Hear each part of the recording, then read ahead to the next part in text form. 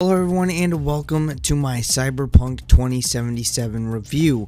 Probably the most, if not one of the most hyped games of the decade. I mean, this game, as soon as the advertisements, the gameplay, and even since it's been announced, this game has been hyped up and the expectations have been set so high. As always, let's read the description of the game. Cyberpunk 2077 is an open world action adventure story set in Night City, a metropolis obsessed with power, glamour, and body modification. You play as V, a mercenary outlaw going after one-of-a-kind implant that is the key to immortality.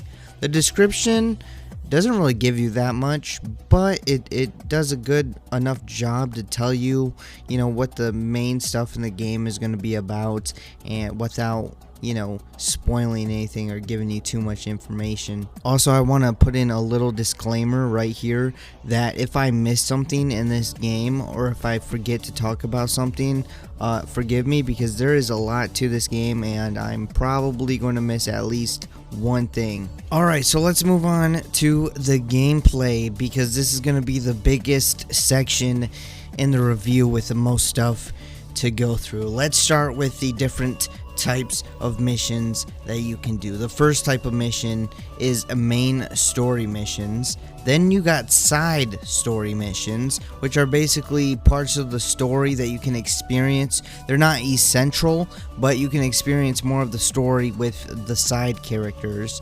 And then there are what I call random missions, which are basically just random missions on the map, like, oh, beat up these criminals, oh, stop this assault, steal this thing for somebody, or just random missions like that don't really have much to them. You just go in, do it, get the XP, get the experience, get the stuff that you do missions for. There's nothing really special to them. Also, this is the way I classify them. I don't, you can call the missions whatever you want. There might just be main missions and side missions in your view of it, but I consider there to be 3 different types of missions in this game. Also, let's talk about the AI, because it doesn't matter what difficulty you're on, what mission you're on, it doesn't matter. The AI in this game can be extremely stupid at times, and sometimes it's just hilarious, because you'll be stealthing around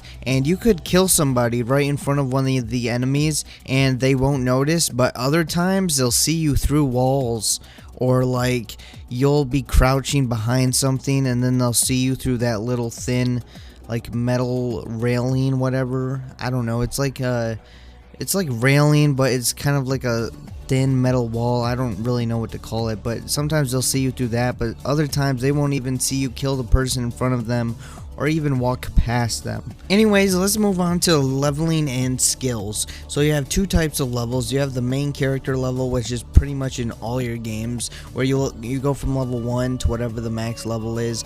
And then there's also street cred level, which is basically you have to have a higher street cred to be able to purchase certain things from the shops and do other things. And when you level up, you get a skill point, which can then be used to level up one of your main skills, like body, technical ability, and doing that stuff increases your like max health, armor, critical hit chance, the ability to use tech weapons and stuff like that. And you also get a perk point, which you can then use to get one of the perks or level up a perk in one of the main skill trees. And some examples of what perks do in this game: increased armor, increased health, increased stamina, increased grenade damage, less components needed to craft or upgrade items, stuff like that. Just small changes to your stats. Or sometimes you'll get like a special perk where it will add like a new ability or a new effect where you'll be like immune to shock, or like shock will heal you instead of damage you. Alright, now let's talk about cybernetics. There are cybernetics that you can upgrade your body with at different Ripper docks spread throughout the map. Some Ripper docks have more options than others, and some have less options than others. And Some of the cybernetics can just increase your health, armor, or some of them can make you immune to fire or electricity, stuff like that. Others give you new abilities, like being able to do a super jump where you hold the jump button and you're able to launch yourself further into the air, or you can have like these blades installed in your arm. They're called mantis blades, and you can start slicing people up. Or you can just get some steel fists. They're not really called steel fists, I call them steel fists. They're called like gorilla fists or something, but they're basically steel fists that are super strong, and you can just go knock somebody out instantly, which is pretty cool. You can get a projectile launcher, which I don't have it because it just didn't seem that interesting to me, but I assume that it's just be able to launch grenades further or something. I really only tried the steel fist mantis blades and basically everything else but the projectile launcher. I don't know why, I didn't find that interesting, so I didn't use it. Alright, now let's get into the consumables. Consumables there's just a ton of them. Some give you health, some give you other, like, more stamina and stuff like that. I didn't really eat any food or drink many drinks in this game, so I didn't really see the effects from those things. And that's just kind of a me thing, because in most games like this, I don't know what it is. I just don't really use like food or drinks or something. I usually just go for like health items that I know just give me a health, and I stock up on those and I craft those, or I go and save up money and buy those. I don't really get anything else, so I don't know the full extent of the food and drinks, but I know that they each have different effects and you can collect a whole lot of them. I collected a ton of food and drinks, but I didn't really use anything other than the main health items that I just kept crafting over and over again. While we're on crafting is completely broken in this game, in my opinion, because some things either take too many materials or just too little materials. Like grenades, they hardly take any material to craft. So if you have some perk points and like your crafting ability and grenade ability, you're able to craft hundreds of grenades, and they do a pretty good amount of damage. So you can just toss grenades over and over again and blow things up all the time. It is fun, but it is pretty broken.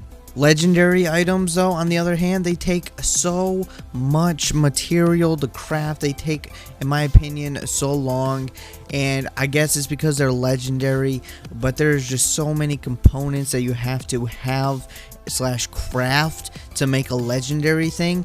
And another thing is you can only craft one item at a time in a crafting menu where you have to craft or can craft hundreds of things. If you want to craft, like, you want to make your uncommon material into rare material, and you want to craft like 100 rare material, you have to sit there and click and hold the craft button 100 times instead of pressing a button with the slider or something and choosing 100 and then crafting 100 at a time. You have to craft one item at a time when you need to craft 100. That is crazy. That's terrible. I don't know why they did it like that, because they have sliders when you go to purchase things, so you think they would just be able to take that slider and put it into crafting, but crafting is just so tedious, boring, and broken.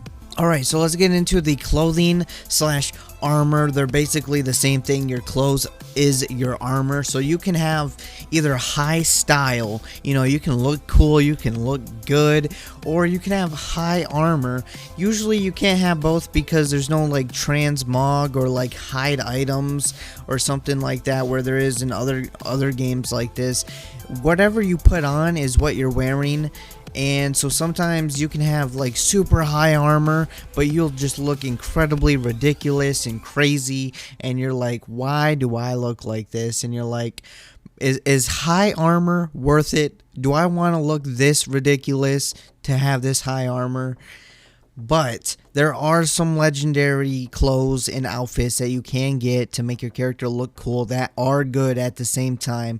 And if you want to, you can find clothing that you like and then just continuously upgrade it and turn it into like some legendary item or something, and just keep upgrading it and keep it up with your stats. It will require a lot of time and a lot of parts, but you can do that if you find clothes that you like and you want to keep them up to, a level where it basically it's actually useful instead of you just wearing something that looks cool, but a couple shots and you're dead. I should have probably talked about this when I was talking about cybernetics, but I almost forgot about it, even though I use it a lot in this game. In fact, I really like it. There are cyber hacks in which you can hack into people and into objects and do different things. Like you can make a person overheat, a robot overheat, stop their cybernetics, make robots short circuit, which basically, does a good amount of damage to robots.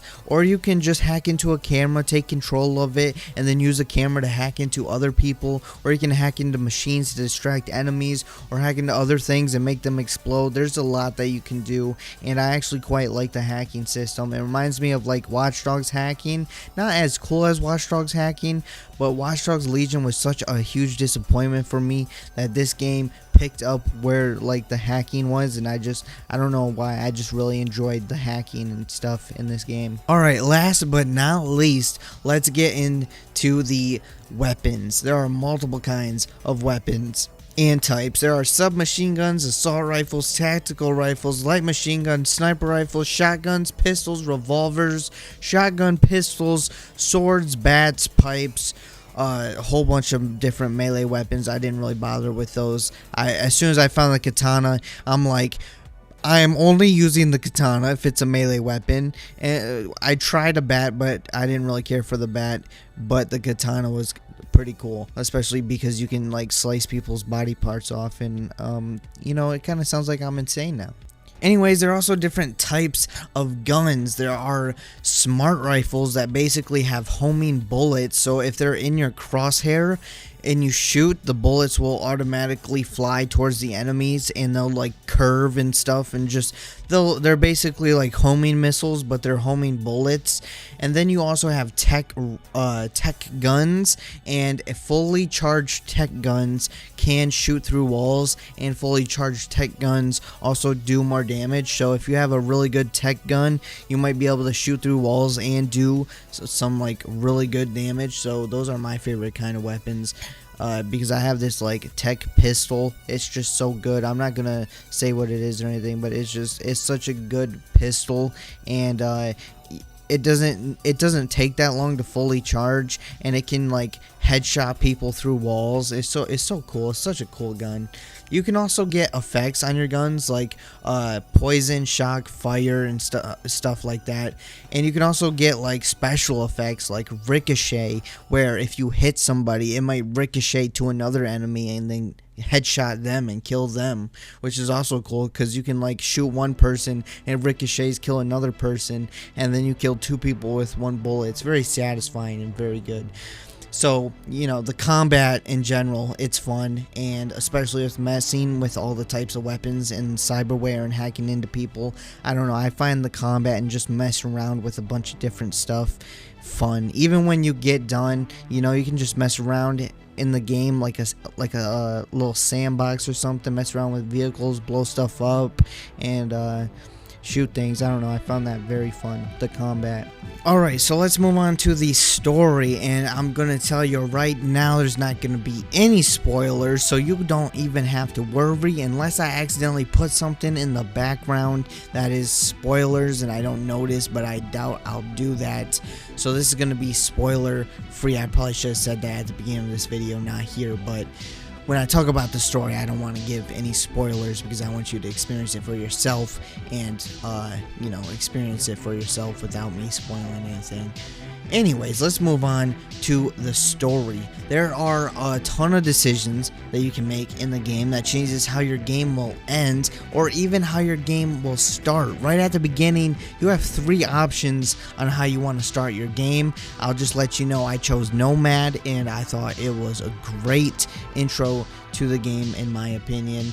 I don't know what the other 2 are like because there's no New Game Plus, and I really don't want to restart and get rid of my character, so I don't know the other 2 beginnings, but I'm not going to spoil them anyway because your decision will affect that and you don't want it spoiled.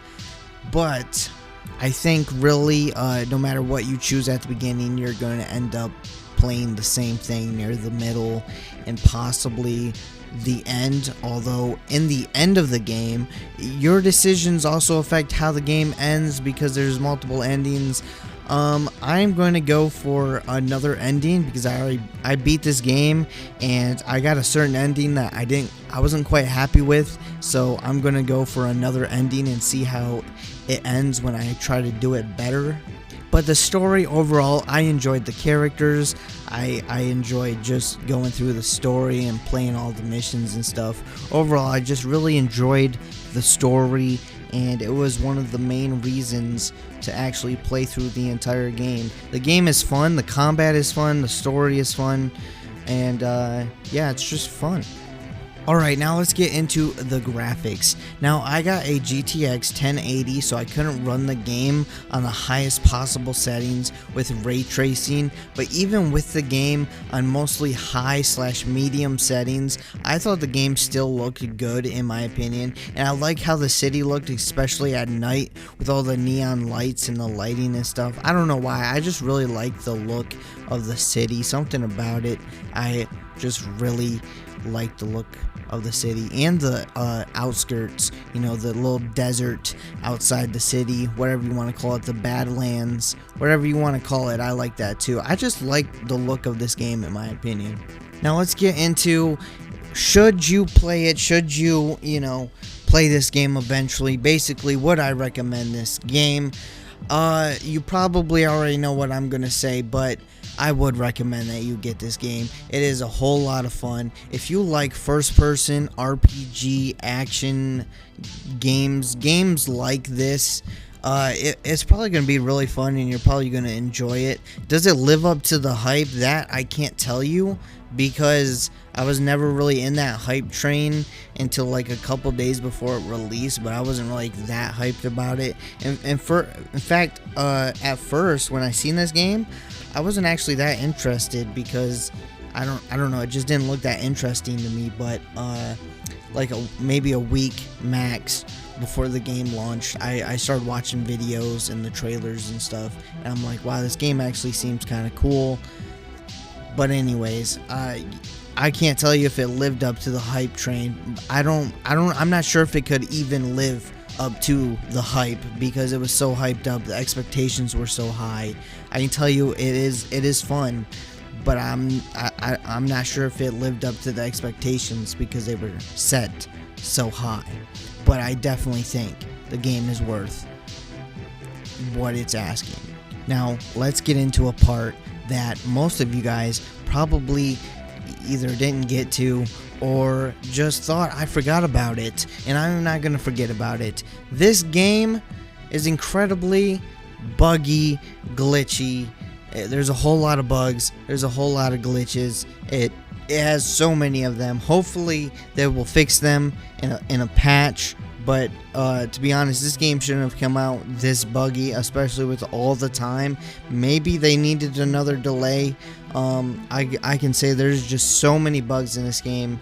It's a little unacceptable. And yeah, there's just a whole lot of bugs. None of them have really been game breaking that I've run into. Possibly others have run into game breaking bugs, but the bugs that do happen are either slightly annoying, funny, or just you'll have to like reload the game. I only had one time where I had to reload the game because my gun wouldn't shoot. Other than that, all the other ones were either funny or just weird. Also, I'm going to roll some bugs and some glitches right now. I'm going to show you guys some. Not too many because it could fill up a whole nother video, and this video is already kind of long. So I'm just going to show you a couple of them, and then we're going to go to the outro.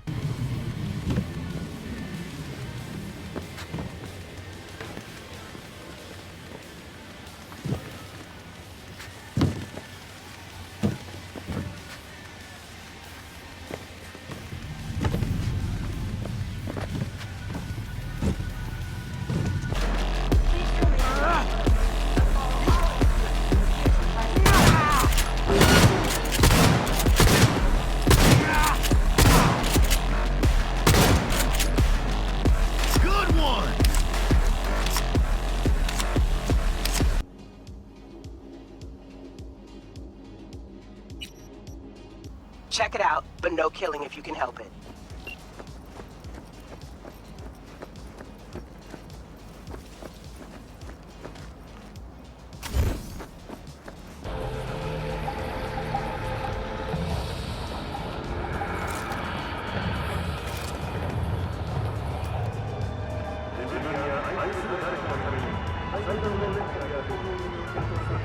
Anyways, that's all I got to say for this review, so I hope you enjoyed this video. If you did, make sure to hit that like button, leave a comment below, tell me what you guys think about this video and this game. If you haven't already, hit that subscribe button, and I'll see you guys next time.